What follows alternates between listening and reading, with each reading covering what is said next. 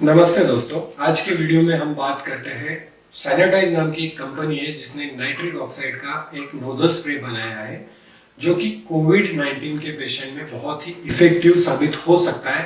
ऐसे उसके research work से अभी अभी पता चला है। यूनाइटेड किंगडम में इसी के रिगार्डिंग बायोक्लिनिकल ट्रायल फेज 2 के रिपोर्ट सामने आए हैं। इन रिपोर्ट में कहा गया है कि नाइट्रिक ऑक्साइड नोजल स्प्रे जो कि कोविड-19 के पेशेंट में यूज किया जाता है और बहुत ही इफेक्टिव साबित हो सकता है। नाइट्रिक ऑक्साइड नोजल स्प्रे जो कि सैनिटाइज नाम की कंपनी ने बनाया है, ये कंपनी वैनक्योर सिटी कनाडा में बेस है। अभी अभी जो बायोक्लिनिकल ट्रायल्स सेकंड के रिपोर्ट सामने आए हैं, इसके बाद इस कंपनी की सीईओ एंड को फाउंडर डॉक्टर गिली रेगेओ, इन्होंने इंटरव्यू में कहा गया है कि अभी हम लोगों ने कनाडा गवर्नमेंट के पास इमरजेंसी यूज़ ऑथराइजेशन के लिए अप्लाई किया है। किसी भी ड्रग या फिर कोई भी मेडिसिन हो, जब भी मार्केट में आती है उस टाइम पे उसे अलग अलग बायोक्लिनिकल ट्रायल से जाना होता है। Bioclinical trial first, second, third, fourth ऐसे 4 फेज़ होते हैं। इस फेज़ में जाने के बाद उसको ऑथराइजेशन मिल जाता है। बट ये स्पेशल केस है, इसलिए इन्होंने EUA इमरजेंसी यूज़ ऑथराइजेशन के लिए कनाडा गवर्नमेंट के साथ अप्रूवल की प्रोसेस स्टार्ट कर चुके हैं। चलिए दोस्तों, नाइट्रिक ऑक्साइड नोजल स्प्रे जिसे हम NaONAS भी कहते हैं, इसके मैकेनिज्म ऑफ एक्शन के बारे में बात करते हैं।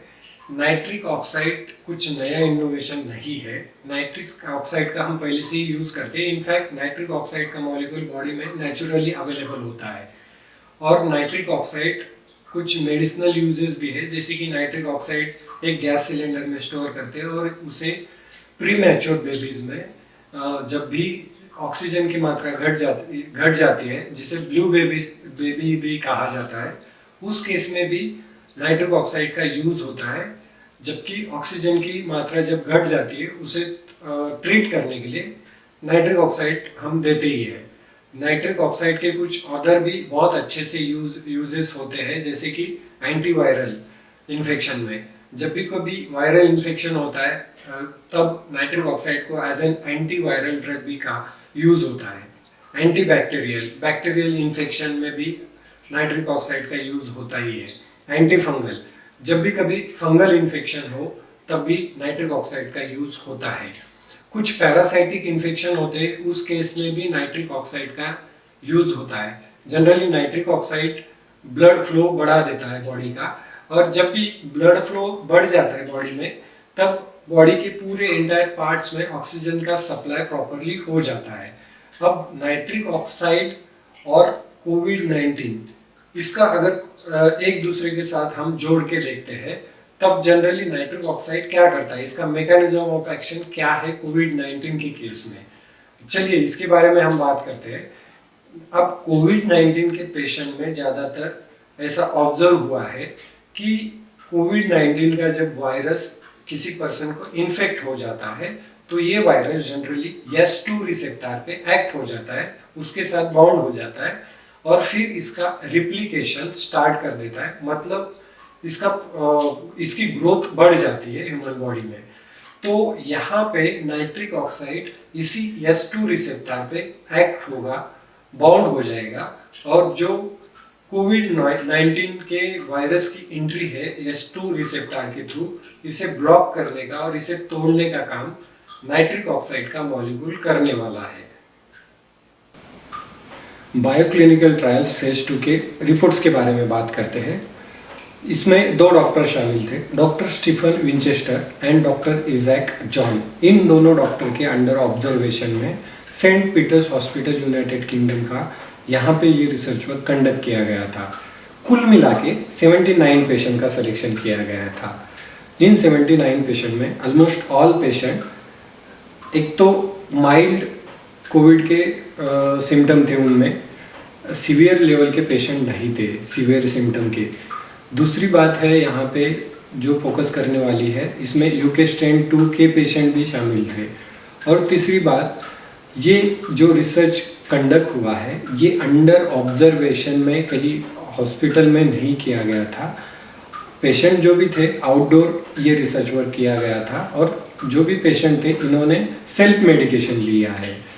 तो जो भी रिसर्च वर्क सामने आया है, जो भी रिपोर्ट सामने आए हैं, यहाँ पे ये तीनों बातें फोकस करनी चाहिए। अब इसमें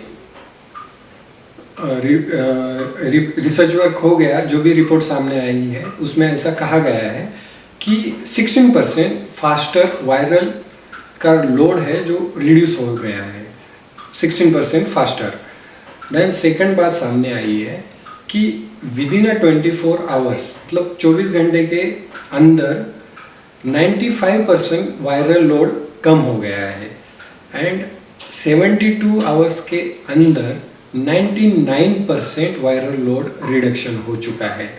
तो रिपोर्ट्स में जो भी रिसर्च वर्क सामने आया है ये बहुत ही दिखने में बहुत ही इफ़ेक्टिव है, बट यहाँ पे बाकी की कंडीशन इनको फोकस करना भी उतना ही इम्पोर्टेंट है। अगर इसका मास स्केल पे प्रोडक्शन करना है या फिर ये मेडिसिन इफ़ेक्टिवली कोविड-19 के पेशेंट में यूज़ होती है, इसके रिगार्डिंग आगे की डायरेक्शन या आगे की बातें अगर सोचनी है तो फिर ये भी फैक्टर सोचने के लिए बहुत ही इम्पोर्टेंट हो जाता है।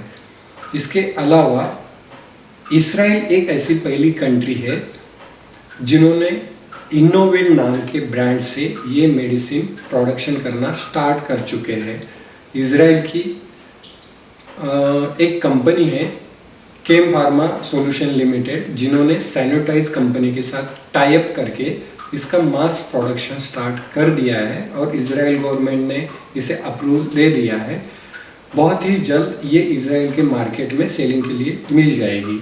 इसके बाद इजराइल के बाद एक न्यूजीलैंड ऐसी कंट्री है जहाँ पे इस मेडिसिन को प्रोडक्शन के लिए परमिशन मिल चुकी है।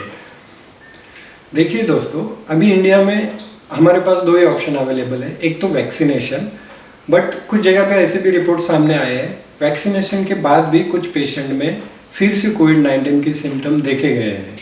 और दूसरा एक रेमडेसिविर का ऑप्शन है, जहाँ पे रेमडेसिविर कंप्लीट क्योर नहीं करता है, बट कुछ हद तक इसकी सीवियरिटी कम कर देता है, रोक लेता है। अब नया option nitric oxide nozzle spray के बारे में हमारी इंडियन गवर्नमेंट ने सोचना चाहिए या नहीं, नीचे दिए गए कमेंट सेक्शन में एक कमेंट कर दीजिए। अगर आपको मेरा वीडियो अच्छा लगा, पसंद आया, तो प्लीज़ मेरे चैनल को सब्सक्राइब कीजिए। आगे चल के और कुछ इंटरेस्टिंग कंटेंट ऐसे ही लेके आने के लिए मुझे फॉलो कीजिए।